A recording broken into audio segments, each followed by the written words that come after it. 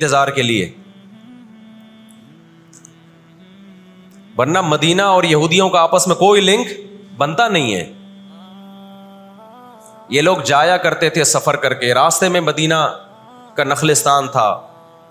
تاریخ کی کتابوں میں لکھا ہے کہ انہوں نے دیکھا کہ آخری نبی محمد صلی اللہ علیہ وسلم جس علاقے میں آئیں گے، نبوت کا اعلان کریں گے، وہ اس تمام علامات اس علاقے میں پائی جاتی ہیں۔ لیکن نبی صلی اللہ علیہ وسلم کے دنیا میں آنے کے بعد جیسے انہوں نے اپنی کتابوں میں عیسیٰ ابن مریم کا تذکرہ ہونے کے باوجود ان کا انکار کیا حسد اور جیلیسی کی وجہ سے، اسی طرح انہوں نے محمد صلی اللہ علیہ وسلم کی نبوت کا انکار کیا۔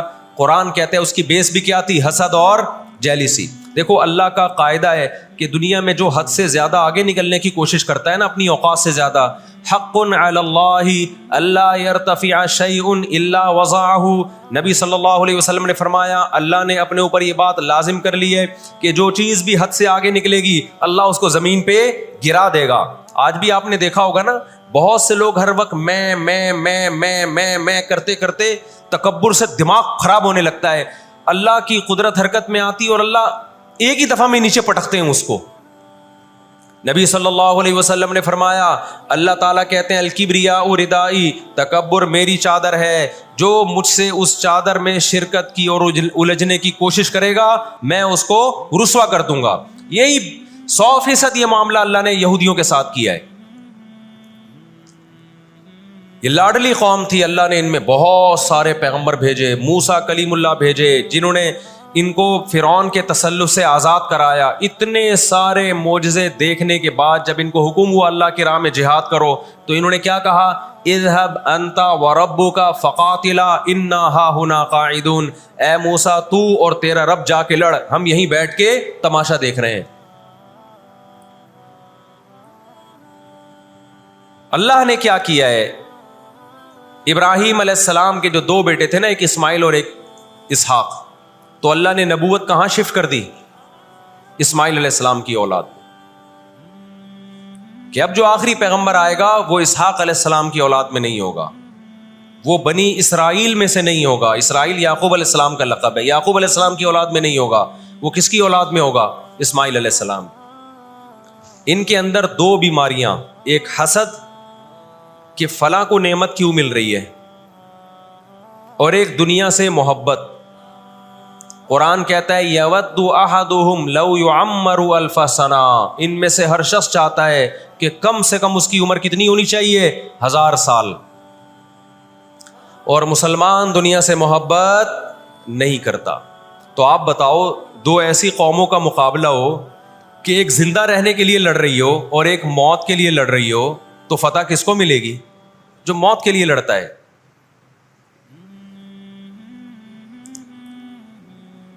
پہلے حضرت عیسیٰ علیہ السلام کا انکار کیا، اللہ نے عیسیٰ علیہ السلام کو ماں کی گود میں زبان دی کہ میں ولد الزنا نہیں ہوں۔ انہوں نے وہ معجزے اپنی آنکھوں سے دیکھے، مگر کیوں نہیں مانا؟ اس لیے کہ اپنی چودراہٹ جا رہی تھی۔ جب مذہبی چودراہٹ انسان میں آتی ہے نا، وہ بہت خطرناک ہوتی ہے، کیونکہ مذہب میں عزت بہت ملتی ہے۔ ہم نے بڑے بڑے علماء سے سنا تبلیغ میں عالم کے لیے 1 سال رکھا ہوا ہے، غیر عالم کے لیے نہیں رکھا ہوا۔ میں جب اپنے شیخ سے بیعت ہوا تو مجھے انہوں نے بہت سارے معمولات بتا دیے کہ یہ ذکر اتنے لمبے چوڑے۔ میں حیران تھا کہ وہ فلاں بیعت ہو کر گیا ہے، اس کو تو کم معمولات بتائے، ہم تو مولانا ہیں۔ تو ہمارے شیخ نے کہا کہ عالم کے بگڑنے کا اندیشہ عامی آدمی کے بگڑنے سے بولو زیادہ ہے۔ عزت بھی ملتی ہے جب علم ہوتا ہے، شہرت بھی ملتی ہے۔ عزت، شہرت، دولت، یہ 3 چیزیں انسان کی کھوپڑی کو کیا کرتی ہیں؟ بولو، خراب۔ تبھی تزکیہ نفس جو ہے نا، تزکیہ نفس، جس کے پاس بھی علم ہے، آج یوٹیوب پہ بہت سے اسکالرز ہیں، ادھر ادھر سے علم حاصل کر لیا، کسی بزرگ سے باقاعدہ تعلق قائم کر کے اپنا تزکیہ نہیں کروایا، تو وہی علم ان کا گمراہی کا پھیلانے کا ذریعہ بن جاتا ہے۔ قرآن کیا کہتا ہے؟ ان لوگوں میں انا پیدا ہو گئی، ہم نے ان کو علم، یہودیوں کو علم پر بھی دنیا میں دنیا کا علم بھی دیا، دین کا علم بھی دیا۔ اور داؤد اور سلیمان علیہ السلام کے ذریعے دنیا میں ان کی خلافتیں قائم ہوئیں، تو بجائے اللہ کے شکر گزار بننے کے تکبر سے کھوپڑی آؤٹ ہونا بولو شروع۔ اللہ سے کوئی نہیں لڑ سکتا۔ جب تکبر آئے گا آپ کے اندر، بجائے اس کے کہ آپ اللہ کا شکر ادا کرو، بہت بڑے حصے پر یہودیوں نے حکومت کی ہے۔ ایسے ایسے پیغمبر اللہ نے یہودیوں کو دیے جو نہ عیسائیوں کے حصے میں آئے نہ مسلمانوں کے حصے، یعنی کثرت کے اعتبار سے اتنے زیادہ۔ ہمیں اللہ نے سید الانبیاء دیے محمد صلی اللہ علیہ وسلم، ہم پر سب سے زیادہ احسان ہے، لیکن کثرت کو دیکھا جائے تو جتنے کثرت سے پیغمبر یہودیوں کے پاس آئے، اتنی کثرت سے پیغمبر کسی اور قوم کے پاس نہیں آئے۔ پھر اللہ نے داؤد اور سلیمان علیہ السلام کے ذریعے ان کو بڑی بڑی حکومتیں دیں، بیت المقدس ان کا مرکز بنا، لیکن اللہ کا شکر گزار بننے کے بجائے تکبر سے کھوپڑی آؤٹ ہونا شروع ہو گئی۔ اللہ نے ان سے نظام حکومت لے کے کس کے حوالے کر دیا؟ بیت المقدس کا عیسائیوں کے حوالے کر دیا۔ عیسائی بہت تھوڑے تھے، لیکن اللہ نے ان تھوڑوں کو ان طاقتوروں سے لڑوایا اور اللہ نے ان کو مغلوب کیا۔ ان کے ہاتھ سے بیت المقدس نکلا اور اس کے بعد سے اب تک ان کے ہاتھ میں بیت المقدس نہیں آیا۔ مسلمانوں کے پاس آ گیا، ان کو نہیں دیا اللہ نے۔ 18ویں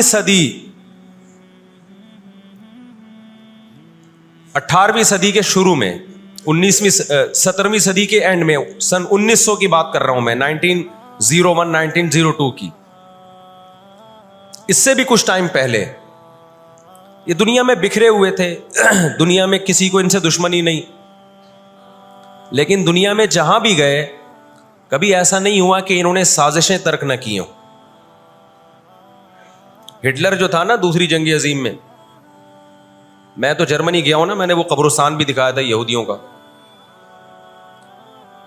ہٹلر نے یہودیوں پہ بہت زیادہ ظلم کیا، جو بالکل غلط کیا۔ ہم اس ظلم کو کبھی بھی حوصلہ افزائی نہیں کرتے، دیگوں میں اٹھا اٹھا کے زندہ ڈال دیا کرتا تھا۔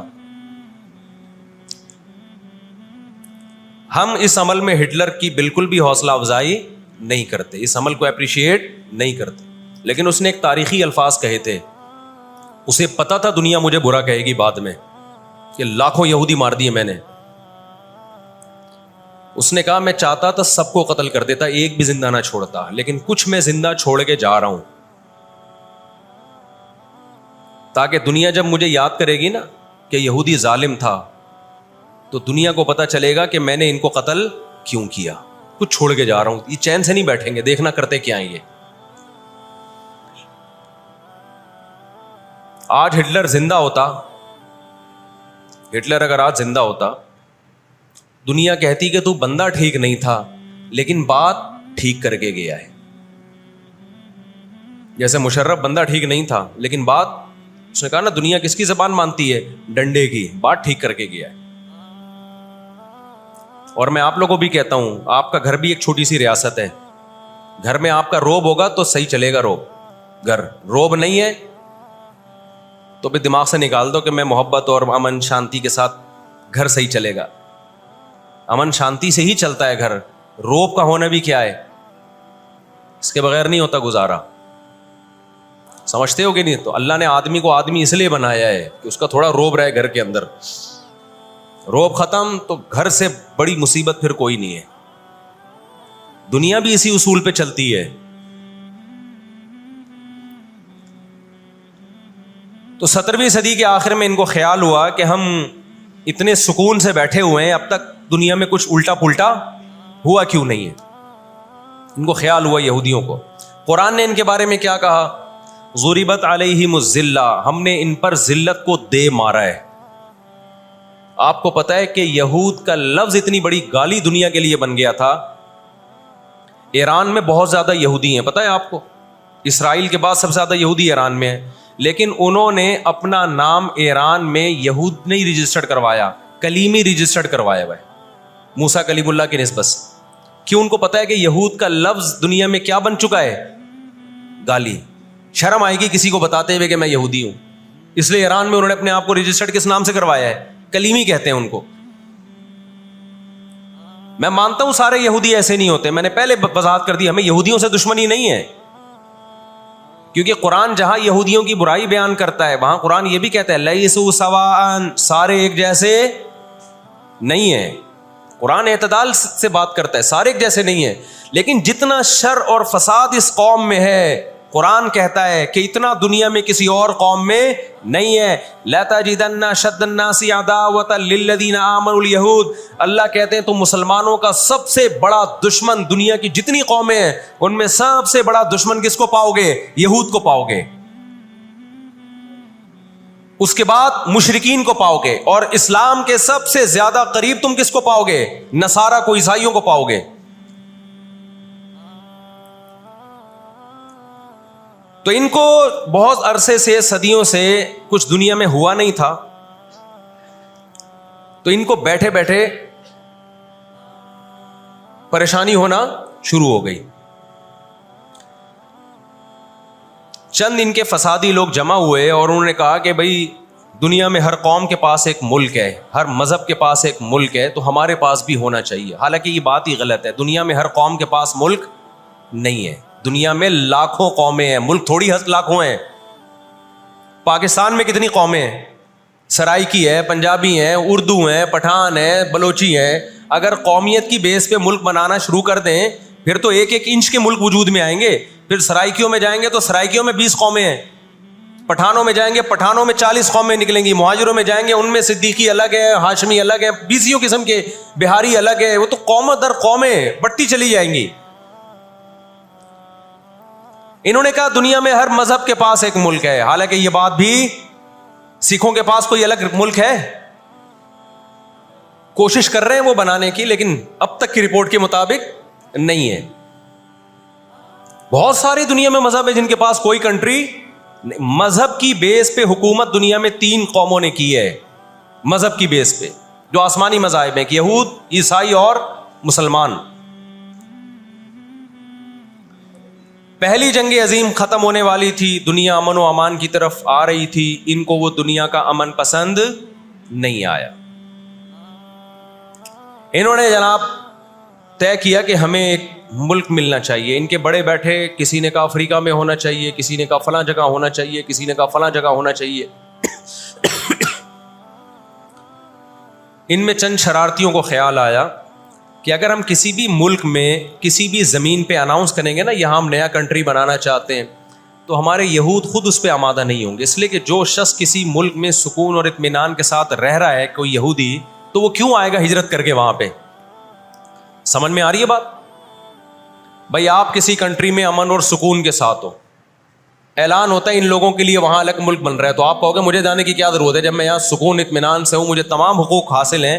یہودیوں کو پوری دنیا میں ہر قسم کے حقوق حاصل تھے، اور سب سے زیادہ یہودیوں کے ساتھ اچھا سلوک مسلمان خلفاء نے کیا ہے.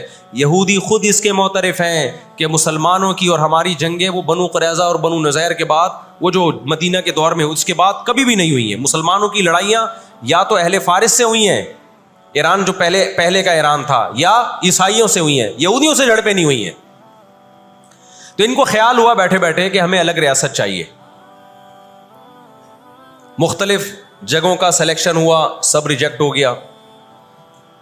تو صہیونیوں کو خیال آیا کہ اگر ہم بیت المقدس کا نعرہ لگاتے ہیں کہ ہمیں بیت المقدس دوبارہ چاہیے، یہ ہمارے آباء و اجداد کا وطن ہے، تو الگ ریاست کا منجن بہترین طریقے سے بک سکتا ہے. مذہبی لوگ جہاں لوگوں کو صحیح گائیڈ کرتے ہیں، خوب سمجھ لو مذہب کے نام کا منجن بھی مذہب میں ہی بکتا ہے.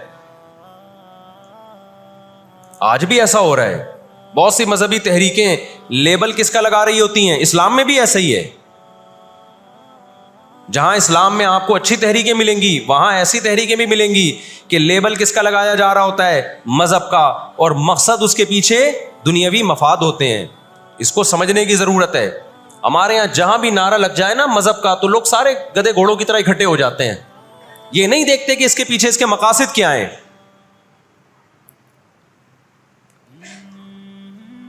تو نعرہ یہ لگایا گیا، اللہ کرے میں جلدی سے مختصر ہسٹری سمیٹ دوں پھر آپ کے سامنے بات رکھوں. نعرہ یہ لگایا گیا کہ چونکہ بیت المقدس ہمارا تھا، یعقوب علیہ السلام، یوسف علیہ السلام، موسیٰ علیہ السلام اور جتنے پیغمبر گزرے یحییٰ علیہ السلام، زکریا علیہ السلام، ان سب کا مرکز کون سی جگہ ہے؟ ارض مقدس فلسطین. تو فلسطین کے نام پہ پوری دنیا سے یہودیوں کو فلسطین میں جمع کرنا ہمارے لیے پاسبل ہے. مگر یہودی بکھرے ہوئے تھے، ان کے پاس اتنی طاقت نہیں تھی. 2 سازشیں انہوں نے کی ہیں. نمبر 1، تجارت اپنے کنٹرول میں لو. قرآن کہتا ہے وَأَخْذِهِمُ الرِّبَا وَقَدْ نُهُوا عَنْهُ، اللہ نے ان پر سود لینے پر پابندی لگائی تھی.